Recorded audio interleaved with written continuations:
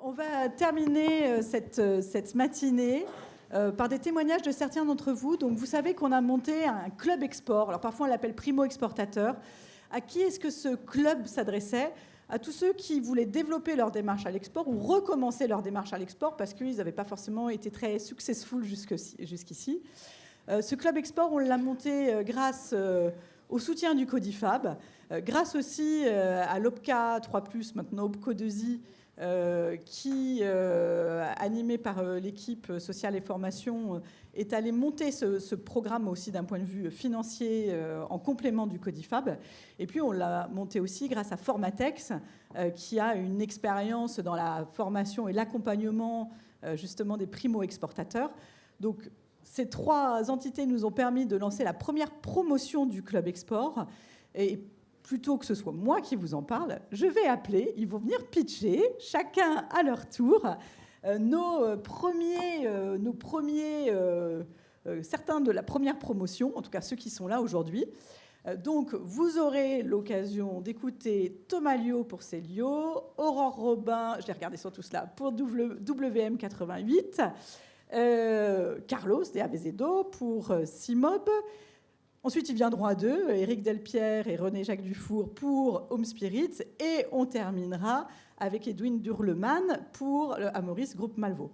Sans plus attendre, j'accueille le premier, Thomas Liot. Vous connaissez souvent Alain, vous connaissez peut-être moins Thomas, c'est l'occasion. Voilà. Et je laisse partager, comme tu veux, celui-ci, oui, partager son expérience du Club Export. C'est bon, tout le monde entend. Bonjour à tous. Je vais essayer d'être aussi efficace que les brillants intervenants précédemment. En deux mots, Meubles Célio, on est fabricant français dans les Deux-Sèvres depuis 1952. C'était mon grand-père qui a commencé l'aventure. Spécialisé dans la chambre, le dressing, les lits escamotables, le séjour et un peu de sur-mesure également. Notre parcours à l'export, il a commencé il y a un peu plus d'une dizaine d'années, par opportunisme, comme beaucoup, je crois, avec quelques pays aux alentours de la France, donc le Royaume-Uni, le Benelux. Et on sait petit à petit, on a voyagé un peu plus loin à travers les salons, notamment grâce au GEM, à Shanghai, à Dubaï, Cologne. Et ce faisant, on a beaucoup travaillé par opportunisme, sans vraiment fondement de notre stratégie export.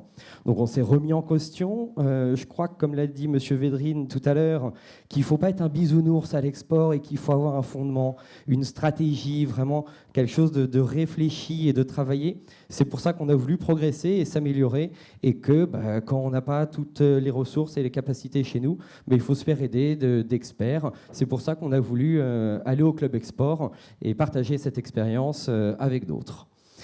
Ce qu'on a appris en premier, ce qui est positif par rapport à ce club, c'est d'abord de refondre notre stratégie, de dire les bons points, les mauvais points, qu'est-ce qu'on a bien fait et mal fait, évidemment. Et c'est de refondre cette stratégie pour s'améliorer et progresser dans le temps avec des experts. Le deuxième point, c'est l'apport méthodo qu'on a eu grâce à Formatex, qui nous permet de poser les bases et de réfléchir aux produits, réfléchir au pays, à vraiment une structure méthodo. Et enfin, le troisième point, qui est peut-être le plus important, c'est le partage et l'échange au sein du club. On dit souvent qu'il faut chasser en meute comme les Italiens, mais chasser en meute et la jeu collectif, c'est avant tout de l'échange et du partage entre nous. Et c'est ce qu'on a réussi à faire dans le club. Et je remercie mes camarades de la liberté d'échange et de ton et de la transparence qu'il y a eu entre nous. Donc merci à vous et bonne continuité au club. Merci de votre écoute. Merci Thomas. On te retrouvera à la fin pour la photo de groupe de la promo. J'appelle Aurore Robin à nous rejoindre pour partager aussi son expérience du Club Export. Bonjour à tous. Donc, je représente WM88, fabricant français de mobilier de cuisine et de salle de bain. Donc, nous sommes basés dans les Vosges et commercialisons depuis plus de 60 ans des produits jusqu'à il y a 2-3 ans exclusivement sur le territoire national. Il nous est apparu naturel à un moment donné de s'ouvrir vers l'export et comme Célio, on a démarré de manière tactique en se greffant sur les actions du GEM via les actions collectives à Shanghai, à Dubaï. Alors c'était extrêmement formateur, on a appris beaucoup en rencontrant des prospects de nombreux pays. Ça nous a permis de tester l'attractivité de notre offre, de comprendre que dans beaucoup de cas, il fallait s'adapter aux besoins spécifiques, et puis de nous organiser en interne pour faire face aux challenges de l'export, d'un point de vue logistique, d'un point de vue ADV, d'un point de vue conditions financières. Et puis, au bout d'un moment, comme Célio, on a ressenti le besoin de se structurer, de faire le bilan. Et c'est là qu'est arrivé le Club Export. J'en profite aussi pour remercier Emmanuel. Et ça nous a permis donc de dresser un bilan héroïste sur les actions que nous avions menées et puis de structurer un plan pour nous mettre en réussite. Ce que je retiens de ces 6 mois de Club Export, c'est déjà la force du collectif. Parce que ça nous a permis d'échanger avec des entreprises qui avaient des niveaux de maturité différents, de se sentir un peu moins seul parce qu'on échangeait assez librement et parler de ses erreurs, ça fait aussi du bien. Et puis surtout, un petit peu dans la lignée des messages qu'on a reçus ce matin, c'est que l'export, c'est un moyen de s'ouvrir vers le reste du monde et de se remettre en question, de challenger son organisation bien au-delà du développement du chiffre d'affaires et de nous rendre plus agiles en étant plus créatifs. Merci Aurore. Alors, à Aurore succède Carlos de Avezedo de CIMOB qui me rejoint, lui aussi pour partager avec vous cette expérience du Club Export qui, vous l'avez compris, comprend de la formation collective, mais aussi de l'accompagnement coaching individuel. Bonjour à tous, donc Carlos de Azevedo, société CIMOB. Nous sommes un fabricant de mobilier en mélamine. Nous employons 80 personnes en Charente-Maritime depuis 1963. Nous distribuons 2 marques. Une marque qui s'appelle Bureau Océan, qui est du mobilier de bureau professionnel, et également la marque CIMOB, qui est du mobilier domestique vendu chez But, entre autres. Et nous n'avons quasiment aucune activité export. On a quelques expériences sporadiques, uniquement d'opportunités qu'on a fait depuis une vingtaine d'années, mais on ne peut pas dire qu'on fasse de l'export. Donc il y a 1 an, on a décidé de se tourner vers l'export et on s'est adressé donc au GEM à cette occasion, qui nous a indiqué qu'il lançait donc une nouvelle expérience qui est le Club Export. Et donc, on s'est inscrit dans ce cadre-là. Et depuis 6 mois, puisqu'on a démarré en décembre tous ensemble, donc on suit une formation qui est basée sur du coaching individuel et des cours collectifs environ 1 fois par mois, donc à l'Ameublement français. Et grâce à cette formation, on a pu déterminer quels sont les objectifs et surtout la stratégie à mettre en place pour arriver à conquérir des marchés qu'on a déterminés, puisqu'on a identifié 4 marchés cibles pour notre société. On a écarté une partie des produits que l'on a en gamme, estimant qu'ils n'étaient pas assez différenciants pour pouvoir avoir un impact à l'export. Donc ça a été un petit peu aussi la découverte et la surprise de voir que finalement, dans ce qu'on vend bien en France, c'est peut-être pas la peine d'essayer de tout vendre à l'export, puisqu'on ne saura pas tout faire correctement, ou en tout cas on ne sera pas suffisamment assez attractif pour aller dans les pays qu'on a visés. Et on a identifié aussi 4 pays cibles prioritaires. Alors pour nous, c'est les pays plutôt limitrophes, bien que ce soit des pays difficiles. On a identifié le Benelux, l'Allemagne et la Suisse. Alors sachant aussi que malgré tout, même si on ne fait pas d'export, on a quand même des contacts depuis de nombreuses années avec différents clients, potentiels en tout cas. Et donc on avait comme objectif de finir le business plan export pour aujourd'hui et de le présenter, puisque on est plusieurs, on devait présenter notre business plan export aujourd'hui, mais on est très peu nombreux, enfin en tout cas ils sont très peu nombreux, puisque moi je ne le présenterai pas aujourd'hui. Je ne présenterai qu'un résumé. Donc 6 mois, c'était une chose, c'était le timing prévu au départ, mais finalement je crois que quasiment tous on n'y est pas arrivé. Donc tout à l'heure à 14h, on va plancher devant un jury. Enfin, c'est pas un jury, c'est plus un petit comité. Et donc, ce que j'en retire, moi, c'est qu'on va peut-être dans un premier temps gagner beaucoup de temps, beaucoup d'argent, puisque le temps qu'on n'aura pas dépensé à faire autre chose inutilement, et qu'on sera certainement beaucoup plus efficace à la fin de cette formation pour attaquer les marchés export. Voilà, merci pour votre écoute. Merci Carlos.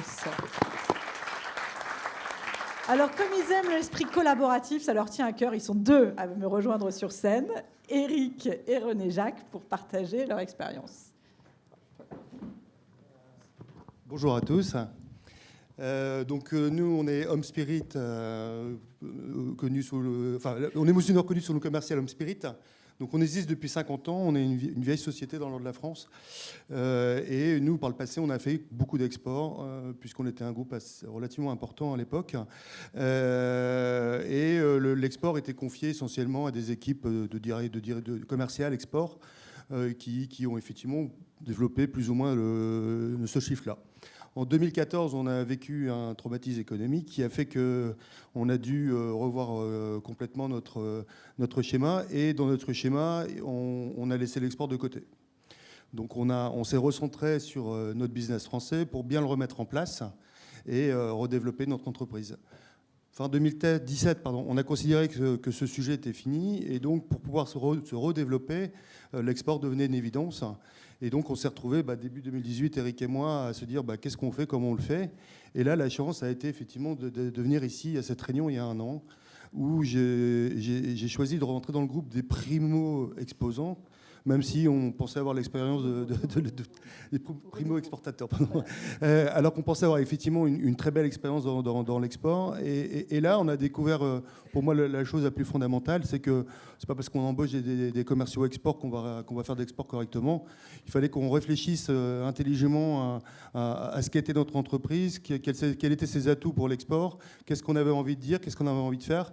Et c'est vrai que ce club export, c'est ce qui nous a clairement mis le doigt. Et en fait, assez vite, parce qu'on avait quand même l'expérience de l'étranger, on a tout de suite compris ce qu'on voulait faire et comment on voulait le faire. Et c'est vrai qu'on a été, nous, pour le coup, peut-être un petit peu plus rapide que d'autres, parce que nous, on passera le grand oral cet après-midi. Donc j'espère qu'on aura le droit au diplôme et qu'on nous laissera rentrer en deuxième année, parce que la deuxième année, c'est bien plus concret, c'est trouver du business, c'est développer notre chiffre d'affaires. Et là on souhaite peut-être qu'il y ait d'autres types de groupes qui se créent, avec des gens qui veulent travailler ensemble, qui veulent chasser en meute, parce que je pense qu'il faut aussi fédérer nos moyens sur le sujet. Ça coûte de l'argent d'envoyer des gens dans tous les pays. Mais je suis convaincu qu'à partir du moment où on a bien préparé les choses, c'est efficace. Et on a déjà fait une première expérience sur les pays scandinaves. On a des résultats assez éblouissants. Ouais. Donc merci à tout le monde. Merci à vous tous par le biais des différents financements qu'il peut y avoir. On espère qu'effectivement, on aidera la France à développer son exportation de meubles.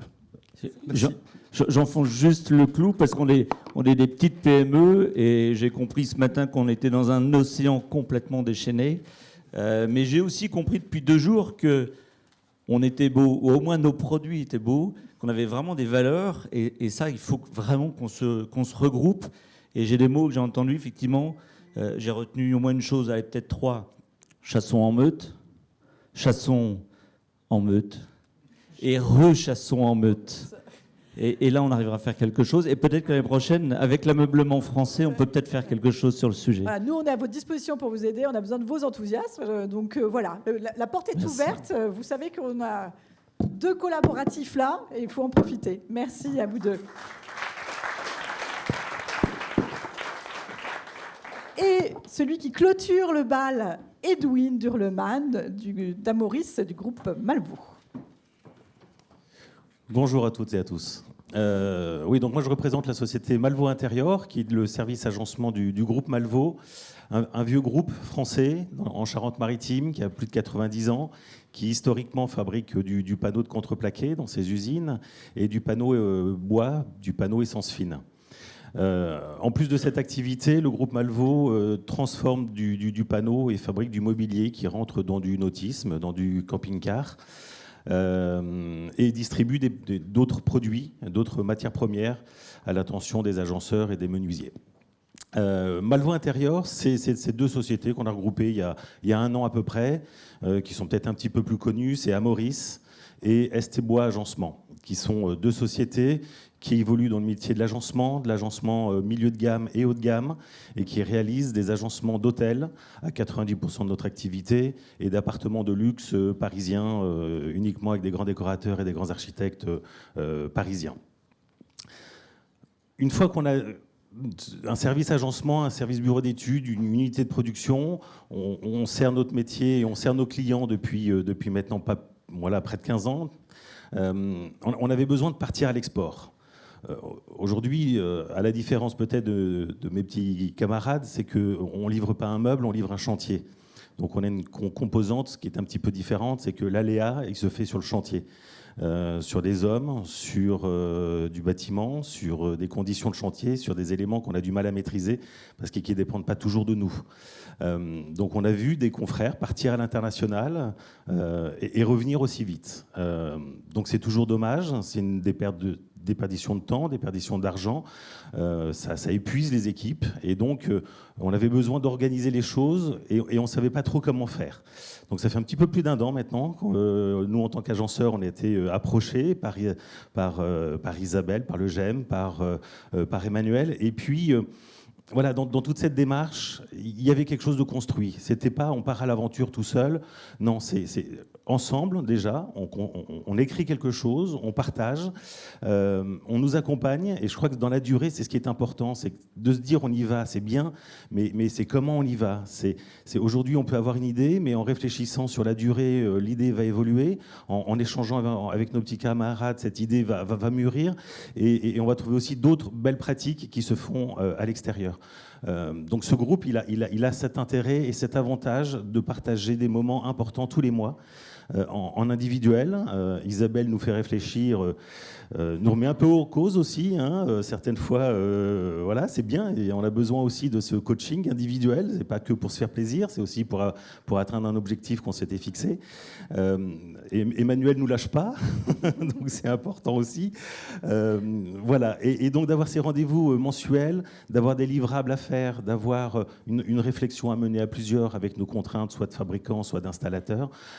Voilà, ça nous permet vraiment aujourd'hui d'avoir cette structure, de savoir comment avancer, d'éviter des écueils. Et je pense que voilà, on sera d'ici quelques mois, peut-être la fin de l'année grand maximum, on sera prêt à partir à l'international ensemble, à plusieurs.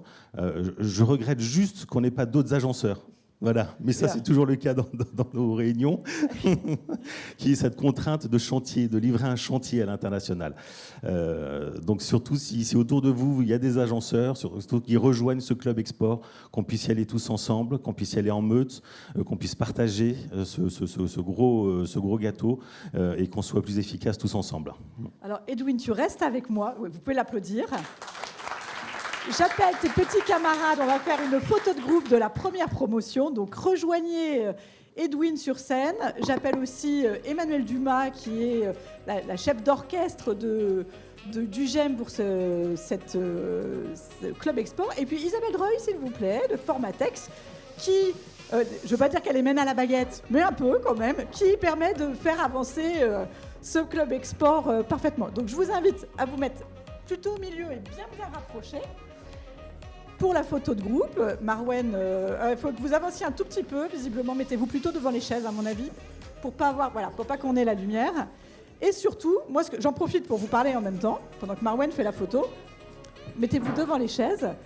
Si vous avez envie, je pense qu'ils vous ont convaincu en vous disant que ce Club Export, c'est vraiment une superbe opportunité de reposer vos bases et de travailler votre stratégie à l'international avec de la méthodologie et beaucoup d'échanges. Il y a une deuxième promo qui est en cours de constitution. Elle démarre dès janvier 2020. Si vous êtes intéressé, vous trouvez Isabelle Erniaud ou Emmanuel Dumas, troisième personne sur la droite, gauche, enfin ça dépend comment vous regardez, qui sont là pour vous accompagner.